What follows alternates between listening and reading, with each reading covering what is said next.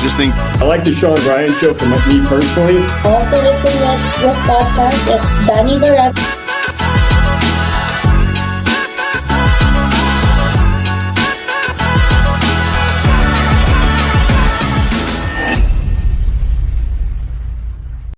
All right. Welcome everybody to our third episode of the Access 360 podcast. This was, I'd say, birthed out of the idea that we want to bring good people together for great conversations and ideas and see how things evolve. And before we even got started today, I said, David, what do you want to talk about? Tony, what do you want to talk about? As we're not coming in here with any specified, this is what it is, but I think when you bring good minds together, good conversations ensue and valuable information is shared. So I'll do a quick introduction of who I know you to be, David, and then we can kind of springboard from there. You can clarify some of that, but we met at a networking group, Business Networking International, and I think in some ways it was the name connection, but we have a similar energetic state and way that we engage and talk, and there was like instant chemistry in some ways. I think part of that is because you have just a good heart set, mindset approach to how you interact and engage with people, that you're involved in a number of different businesses and business aspects and elements, and you're an entrepreneur, and you're running Postnet and helping people market. You do photography and a number of other things, nonprofits. And how are we doing today, David? How are you? I'm doing great, David. Listen, you're right. You nailed it. Our energies are very similar, scarily similar. I think that beyond that, what I think really was great for our connection is that you didn't meet me with fear. Like, you came with all of who you were, and then afterwards you were like, is this okay? And I'm like, yeah, it's perfect, because we have a very similar, can be considered aggressive energy, can be considered, over the top, but it's just real. Like, and I love that about who you are and about how I view the world, is that I do everything with 100% of my energy. I really don't have a holdback valve. And so sometimes I'm not going to rub everyone the right way, but those who are willing to accept great energy, then they're going to enjoy us. And I think we have that in common. Well, it's a funny moment that you're mentioning too, because we met at it was a happy hour for our group, and I left that conversation. I was like, did I go a little too hard? Like, but sometimes you meet somebody and you just feel like, oh, I can run a little faster. I can go a little bit, maybe more aggressively with the jokes or just the kind of banter. And if I don't know somebody that well and I did that, I was like, did I kind of lean into him like he was my best friend too much? And I actually had to message you and say, did I do that? Because yeah, we were good. You read the energy right. You were in the right place, right person, no issues at all. I thought you were genuine, and I love the energy you bring. So it's a good starting point, and we've done business together since. I'm always happy that, a lot of people will try to do business with you, but it's not genuine. So there's a starting point and then it disappears. Well, we've now done multiple projects together, and I'm just going to try to keep giving whatever I can to help you to be in the best place that you can be. So beautiful. Well, let's do this. I think some of the topics that are most relevant for us and maybe you with your expertise is one, like how we bring to life a brand and market ourselves, market a business. And I think you have some of that experience even more so now that you've started Postnet. Do you want to tell us maybe just a little of the background of starting Postnet, and like, let's absolutely do that. Let's do that first. And then, like, what I'm curious about a lot of times is like, what are the pain points that people come in and ask you about? So we'll do that after. And just to introduce Tony here. Tony, how are you doing today before we get into the David Muir conversation? Tony's our teammate, and kind of he's been co-facilitating this podcast. I don't want to leave you out before we get going, Tony. I'm doing great. I'm just happy to be here and to hear from David, get some wisdom, and hear him share, the things that he's gone through and how he's built his brand. And he also mentioned community, which I'm sure he'll get into, and how that kind of flows into the things that are around him, specifically people and groups. And that's awesome. I'm excited. Awesome, awesome, awesome. Well, David, give us a little bit of the background on Postnet, how you got into it, and what you're looking to do. Definitely. And So Postnet, also, prerequisite, if I go blank for some reason, the Wi-Fi may be a little bit choppy. You and Tony can continue, and you may lose me for a moment or two, but over to you, David. no worries. So definitely, I'll start off with a little bit of the background, what brought me to Postnet. So I've been an entrepreneur most of my life, and I literally started my first business while I was in high school, and I've just really continued in the entrepreneur space my entire life.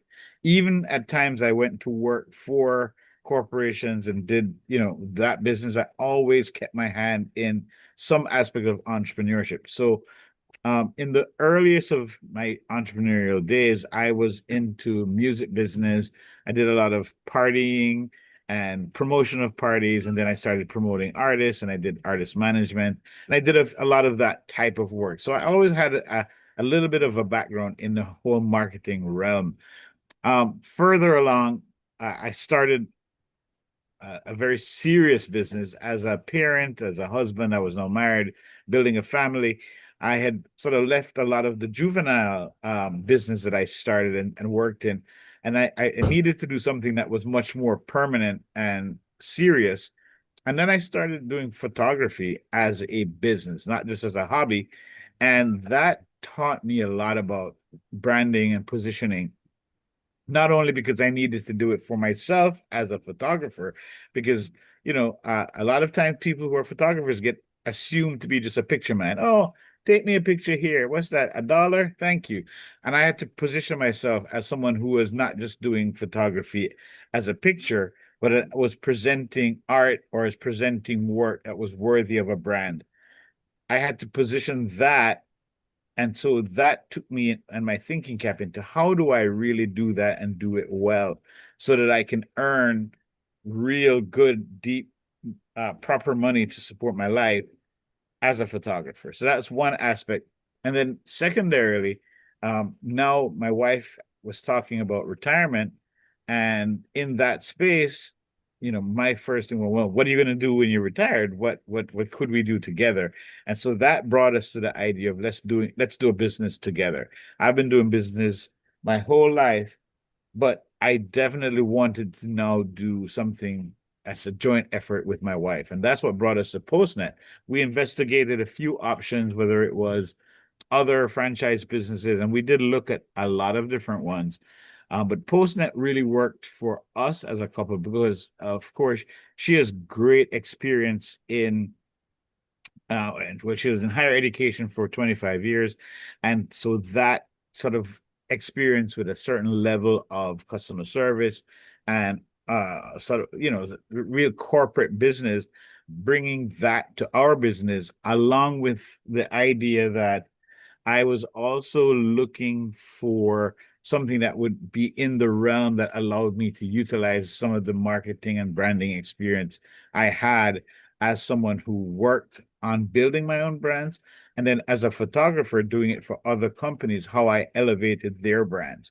So I had a lot of experience that brought me to this kind of perfect world. With Postnet now is a business that does both shipping and printing. Shipping sort of being the primary, where that brand started with the whole concept of mailboxes, etc., and how people would have like an alternate post office option. That grew into a business, Postnet, which does both the full shipping line. So we do FedEx, DHL, UPS, USPS, all of those brands.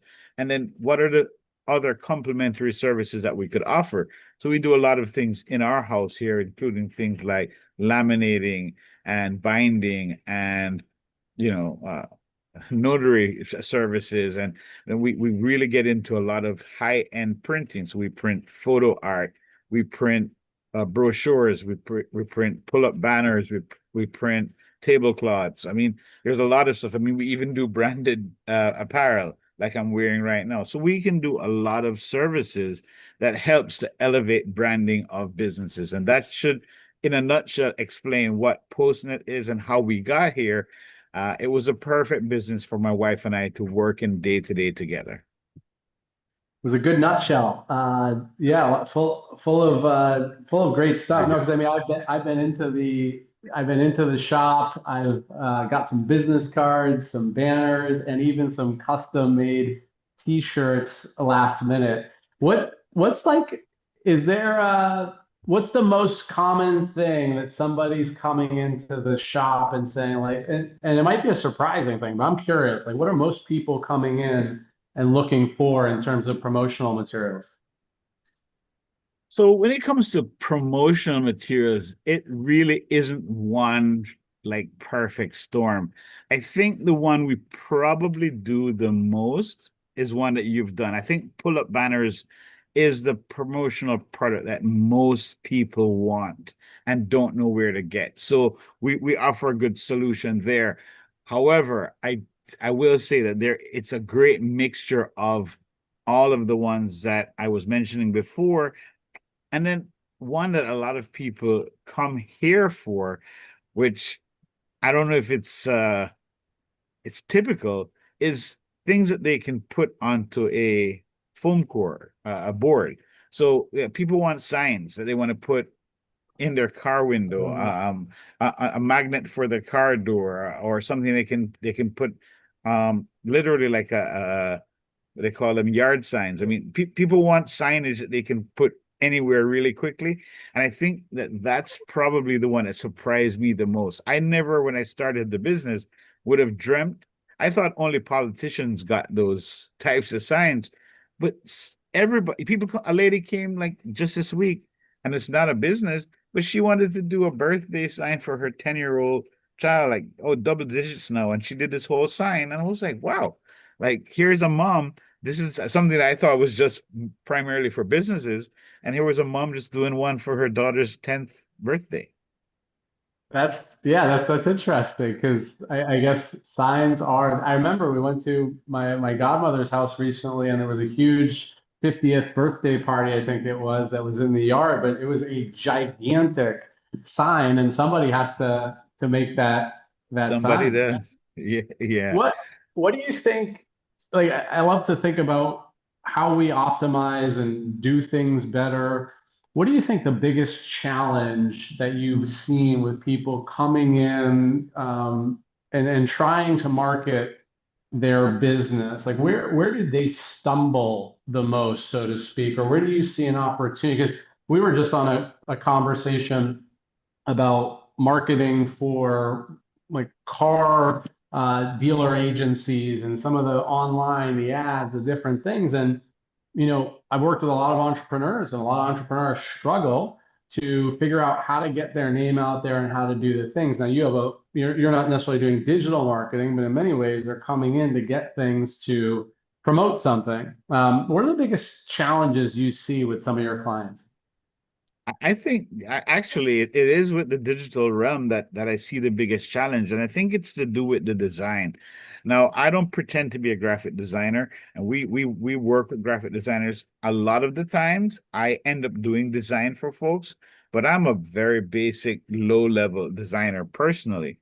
But I find people have a lot of issues with design. They try to put too much in the messaging, and it becomes very confusing and becomes too much for people who are on the consuming side to consume. It's really best to keep things much more simple and with a lot less information. And then additionally, if you can show a picture or some diagram that explains what you want your messaging to be rather than to put in 10 paragraphs, because people don't really want to read as much anymore.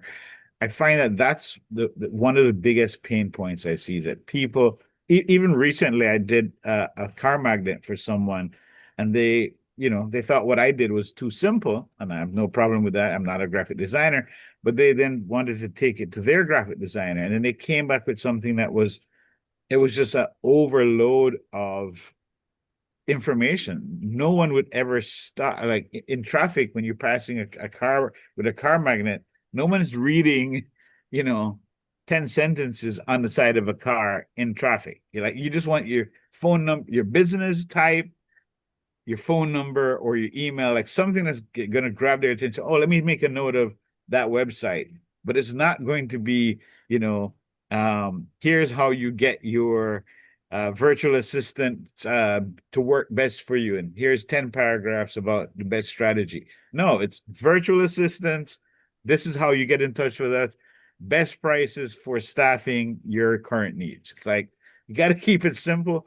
The messaging, I think, gets to be overborne and overdone with a lot of what people are doing. That's, I think, a big pain point. Yeah, I, you yeah, had I a love what you said about. I was just gonna say I heard in advertising that they say if everything screams, nothing speaks, and that's kind of what you're hitting on, And I really like that because they say that's one of the biggest hiccups in advertising and marketing in general. If everything's just screaming out, it's like the very thing that you're trying to get people to focus on is empty, and I you can't. never get there. Yeah, David, I remember Yes. you had to cut me down to size a little bit because I had some creatives that you had some creative feedback on, and I did get that wave in there, and I think that was a good touch, to be honest with you. Yeah, no. So good when it's graphical, not good when it's verbal. Like if it's too many words, it can ruin the message. You want to keep the words as to just what's needed. They say the KISS method, which is keep it simple, Steve, keep it simple, Sally, keep it simple or suffer, or some people say keep it simple, stupid. But keeping it simple is important, I think, and a lot of sometimes we overcomplicate what we're actually trying to do in some of our communication and some of our messaging here. Yeah. What let's go a little, what's your biggest challenge? Like, what is something like with this particular business? Is it growth? Is it like too much? Or like what are you guys experiencing as like a bottleneck or something that gives you a little bit of maybe agita? Yeah, I have a few of those. I think our biggest issue right now is that I, I don't think we've done enough marketing and branding of ourselves. Like, so we've spent a lot of our energy helping people, which is great, but we need to do a lot more with the work on getting the word out about the services we're providing. And we really, I think the best way to put it is that we need to get a lot more B2B business occurring because we can get a lot more repeat business. People are only going to print a wedding invitation once every 5 years. They're not getting married too often. But if you're doing a business, if you're helping a business to get their marketing done, then they're going to continuously need to put some effort and some bucks into their efforts. And so that's a more viable client. So I think we have to pivot a little bit and focus more on getting more B2B business going. And that's a big part of why I'm in this new BNI group, Pinnacle. So I'm hoping to grow in that space, but that's not the only way. I mean, obviously that's a great way, but we have to do more. And so that's, I think, our challenge right now. I think another thing for us is how to balance staffing. So while we are pretty fine day to day, if I'm here spending my energy working in the business and my wife is doing the same, then we don't really have anyone sort of taking a step back and working on the business, developing our systems and making sure we're growing the way we need to. So I think for us, a pain point additionally in terms of how we're going to be more successful is to create space and time so I can focus on building the business in a different way than just working every day in production here. So Yeah, I think when I came in, I was thinking, man, you must have so many cool people of all different kinds of backgrounds and businesses. And it sounds like not even business sometimes. Sometimes it's just a family gathering for a birthday sign. And so you're actually a space that invites and brings in a lot of different businesses, business type people. And those are all, I think, opportunities for relationships. And sometimes I heard this a little while back from a guy named the Referral Navigator, but he said most businesses make most of their business through referrals. And then he asked me the next question, which was,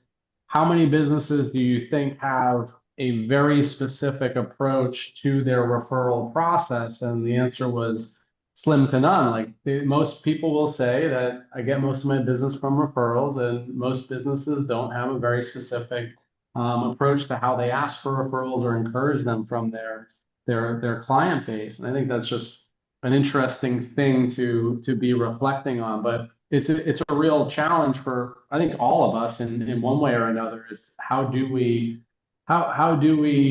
make the wheel spin as fast as it can, but then take the time to pull back and say, what's the most strategic approach to running this business, or where can we move the needle a little bit more? And that's how you said it was, working in the business versus working on the business. Tony, what do you got around all of this? Anything that's coming up for you? Because you've done a lot of different businesses and business analysis. What's coming up for you in the conversation?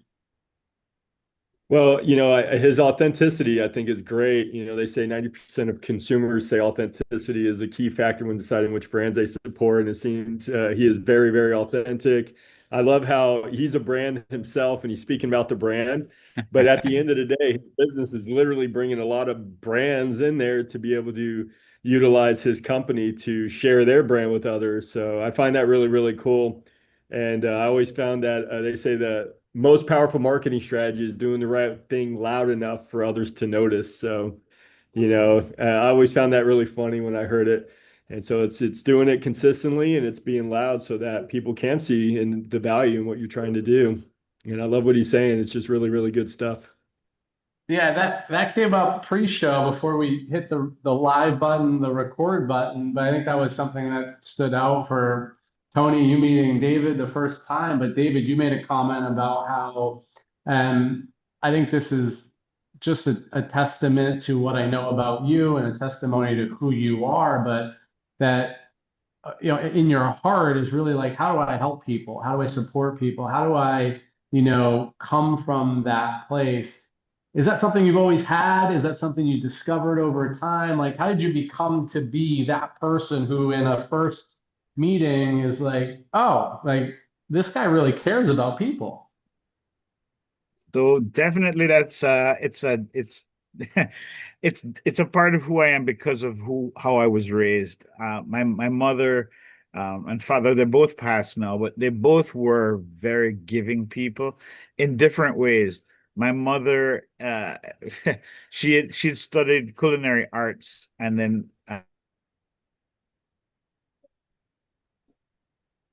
Uh-oh. started a restaurant, which was very successful. It was very successful because she completely immersed herself into all of her customers. And so everyone came to the restaurant to see her and to interact with her. And everyone who came to the families or business wanted her to sit with them and to interact. So that's one part of how I developed into this sense. And then the second part of me is really to do with my father. And so my dad really was someone who he grew up very, very poor, but because he did, when he sort of found his way out of poverty, he wanted to help all the people that he knew that were poor. So he really, just it's so interesting because my dad didn't have an opportunity to go to school, traditional schools, because of the time he was born and his family not having income. But he would go every day to the convent, and the nuns and the people there took such great care of him that he learned that spirit of being someone who wanted to care for others from them. So I have this mix of that coming from sort of my dad's involvement with the church and involvement with helping people because he grew up getting help, and then my mother's sort of service background, being someone who studied culinary, but in a way that was service oriented. So that's a big part of how I became this person. So everyone who meets me knows almost immediately that I want to hug everybody and lift them up in whatever way I can. I love it. Yeah, I think it's for some it's part of culture you were raised in. Sometimes it's the product of seeing what you don't like and not and wanting to create something different. And some of it is a life progression as well. It's like, oh, I was this way, and now I'm this way. How do you instill it in others? I don't know if you have a way that, obviously you have people that may be working in your business or children or otherwise, like you actually a teacher too. Like how do you bring that to other people? So again, for me, it's just 100% authenticity. So especially as a teacher, like again, it's a part of I love what I do. So I teach photography and I love photography with a deep passion. And so I want others to be as good as me or to be better than me. And a lot of people don't understand that spirit because they think you should be competitive and hold close all your secrets. But I feel differently. I feel like the best compliment I can give to myself and to my expertise is by showing it to someone else and having them become as good or better than me. And so every time I teach, that's my goal, is to create a better version of myself. Uh, Right. hard to explain it any other way, but that's just as genuine as it can come out because I really want for others to be as successful or more successful than I have been. Yeah. Yeah. Tony, did you have something on that one? I was just thinking, just doing ministry and even in business and stuff, but I've always said the same thing. It's like when you're pouring into somebody, your ultimate goal is for them to do way better than you. And I always feel like, we don't like to think we have limits, but at the end of the day, we have our strengths, we have our weaknesses. But whatever we maximize, even in our greatest things, right? We're still at a place that if we poured into somebody all that we know, they're gifted as well, and they actually now have everything you have plus their gifts, and then they maximize that. And so it's super awesome. And just hearing you say that, a lot of people don't realize that, but that is the goal. And that's the goal. And what is marriage and parenting and community and pouring into others in that community. And so, yeah, it just kind of reaches far, not just in the business aspects, but everyday life. Absolutely. I'll even touch a little further because I do participate in mentoring of youth. And so in that role, I see it in the same way, but even greater opportunity because when I mentor, I mean, I really want to lift up because unfortunately, the people who I get an opportunity to mentor didn't have the same opportunities that I had, even though my dad came from a very, great poverty. I did not. I grew up in a middle class household. And so I had all the privileges of, going to a good school, having great colleagues and friends who had the same types of advantages I had. So when I mentor now and I'm mentoring youth who didn't have the same opportunities that I had, it just really strengthens my resolve because I want to pour into them and show them that there are greater opportunities out there than what they have seen in their life and what they've experienced in their limited experiences to this point. It's awesome. Yeah. Well, we'll just maybe dig a little deeper here because if you've had a lot of experience, I've had it personally, and it still comes up is because of how we may have been raised or because of how we may have seen our parents operate as business people or not, like we may have a mental container that is, oh, this like I'm not bigger than this, or I'm not capable of more than this, or this is all I know. Have you found anything that helps, younger people break through whatever, mental limitations they may have on what they're capable of? A lot of things can help. I mean, it manifests differently in different people. I remember specifically, this is going to date me a little bit. I guess I won't mention the year, but I remember I was helping someone, and they never experienced sort of like pro sports the way that I'd seen it. And so I introduced them to pro sports, and they were like, wow, amazed by what they were witnessing. And I think that's just a little clue into the breakthrough can come in many different ways, but it's really about introducing people to things that they were not aware of before. So if you can, I think, take the time to learn who it is you're working with, mentoring, or any other role, staff members or whoever, and give them an opportunity to see things that they had not been aware of. So you sort of like opening up. I'm not calling anyone ignorant, but if you're unexposed, then there's a certain amount of naivety or ignorance of certain topics. And if you can break those barriers, then it allows them to grow exponentially. I think that's really the best way to look at it, is to just expose people to new ideas, new experiences, new ways of envisioning their world, and then the sky is the limit. Yeah, I think, if I look back on some of my life, and it's been moments where somebody with maybe more experience or more wisdom or something saw something in me that I didn't see in myself, and they made me aware of it, or they encouraged it, or they said something. Like, there's like, I can count a number of those moments in my life where that was what made the difference. So I think when we can pour into people and just tell them who we see them to be and what they're really capable of, that makes a huge difference. And it's such a gift that I've been given by a lot of people, and I think we can give out to others as well. Yeah, I'll piggyback on what you're saying because it certainly triggered something for me. I also know not everyone responds the same way, but I think it's really important to be honest and not only tell people good things. You got to tell them the bad. You have to be honest about where they can improve. I recently went to a game where one of my mentees was playing a sport, and I saw a lot of potential, but I saw a lot of room for improvement. And I didn't really feel good about it, but I had to say, hey man, you got to practice more. You got to work on your defense. You got to work, because sure, you've got a lot of talent, but you're not maximizing your opportunity.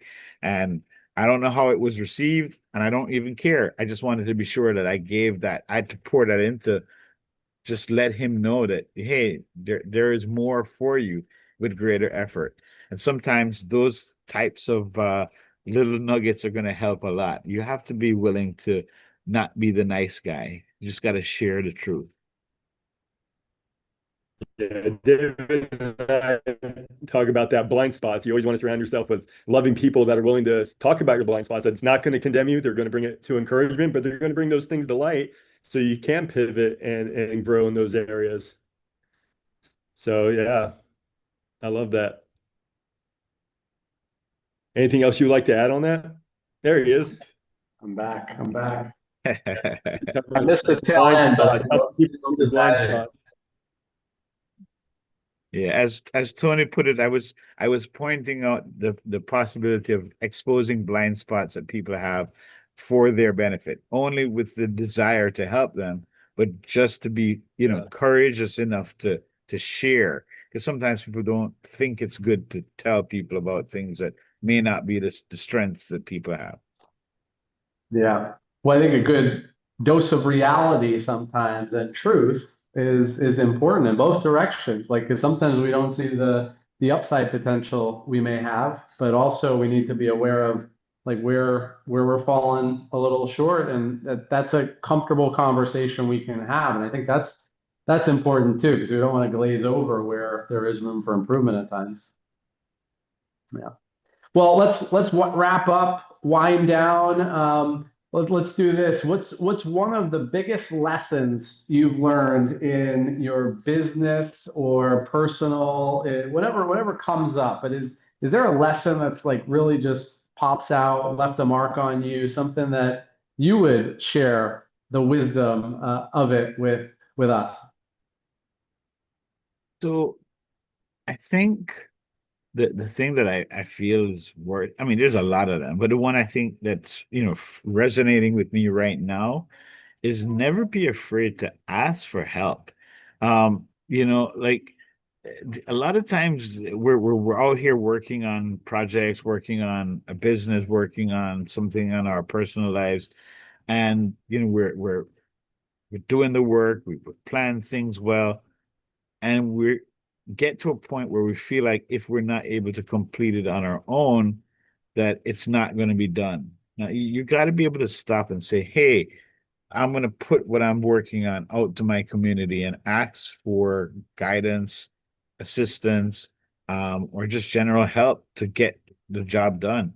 And I think it's a really important part of why I can even be a part of business networking group. And someone is like, it's okay to look for ways to improve yourself with the help of others. Yeah, and I think that sometimes whether it's society, culture, socialization, we like don't want to expose that we can't figure it out or we need assistance or we need help. And sometimes that's actually what causes more failure in the wrong ways because we didn't just say, hey, like, could you help me with this when help was right there? And I think it's because there's a pressure that we have to figure it out. And what I've learned in entrepreneurship and talking to a lot of entrepreneurs is, we fail all the time, and you got to be willing to fail and willing to step out there and willing to, maybe be wrong or willing to say you need help. And if you don't, then like you might just get stuck in paralysis sometimes too. Yeah. So. Tony, anything you want to ask David before we wrap up? We could, ask him a little curveball or anything you want to say. Oh, Tony, you're muted. You're muted. I was just curious how long you've been actually mentoring people in your community. For how long? Wow. So I guess it's been a really long time. So I guess the first that I can think of probably would have started about 1990. So we're looking at about 35 years of doing some forms of mentorship. It may have even started before that, but that's like the first one that really comes to mind because I can specifically recall who I was helping then. And then it actually reminds me of something else. So around that same time, around 1989, 90 is when I started doing artist management as well. So while I worked in the music business, I did do some amount of artist management. And it is somewhat like helping people. It's different because it's supposedly financially motivated. But if you're really a good manager and if you're in that role, it can't be just about money. And so yeah, I think I first started mentoring in 1990 officially, but I've been doing it for a long time and I actually really enjoy it. And I never try to take on too much of it at once because then I don't have the time to give everyone the right type of input. But it really is great to see, especially when you take someone like I'm mentoring a young man right now. Currently, I started with him before he was in high school.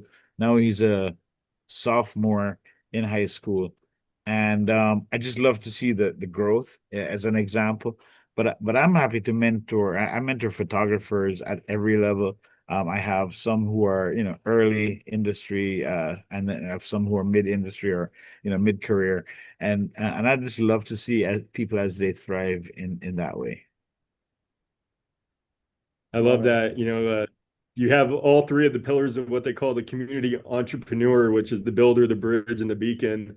You solve the problems locally in your own business and what you're doing there. You bridge and connect people, and you're a beacon. So you model the values and share that with those young ones that you're trying to do. I didn't know those three. That's cool. Builder, bridge, and beacon. Did you know those, David, or no? I did not. I'm glad to learn again why we always love doing things like this. Joining your podcast today is like, yeah, and I'm also learning right now. So it's always great to hear. You're a builder, a bridge, and a beacon. I like that. Well, thanks for putting We that all in, need to be. Tony. Yeah. What's that? It's what we You all need said to be. That's it. Yeah. That's it. Standards to shoot for and live by. Very good. All right, David, we're gonna wrap this up. Anything else you wanted to say and didn't say, or anything that's on your heart that you want to leave us with? No, I mean, David, oh, am I? Oh, I'm not. No. Okay. You're So, good. so for me, just happy to have the opportunity again. I love who you are, David Rush. I love what you're doing. I'm looking forward to see you have tremendous success in your newest business and as well as with this podcast. I hope the audience supports you in all that you are doing, particularly with spreading, sharing the content from this podcast, and then also letting people know about the business that you're doing with Access Virtual. And then last but not least, I do want to say that if everyone who listens to this podcast gives themselves the opportunity to give back to their community, however you define that, whether that's the people who live in your neighborhood or people who share the same church or whatever it is that you define as your community, could be your country of origin or so on, just give back in some way to some part of your community. And if we all do that, the world is just going to be a better place. So that's my encouraging words at the end of this podcast today. thank you, David. And I did want to add, do you want to mention where you're at, like the cross streets of Postnet, where people can actually Oh, go that are listening and hearing this? absolutely. So Postnet in Palm Beach is at the corner of Lantana Road and Military Trail. So it's pretty easy to find if you know Palm Beach at all. These are two pretty important roads and an easy intersection. Literally, I'm in the midst of Green Acres, Lantana, Atlantis, and Boynton Beach. We're at the cross section of those four cities. And so, yeah, Postnet Palm Beach, we handle everything for shipping, everything for printing, and everything for your just general needs from your notary all the way through to just printing out your business cards. So come and see us, Postnet Palm Beach.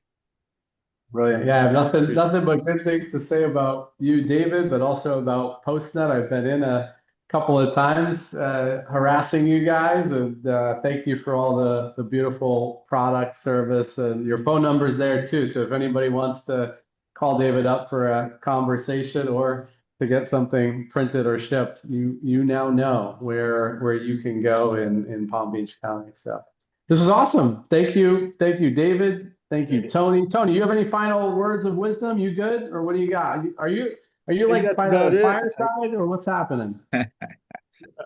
Say that again. I said, are you by the fireside there with the glow and the light? And I know you're dealing Yeah, with I'm like in some pitch darkness, actually. I'm in pitch darkness. So in Africa,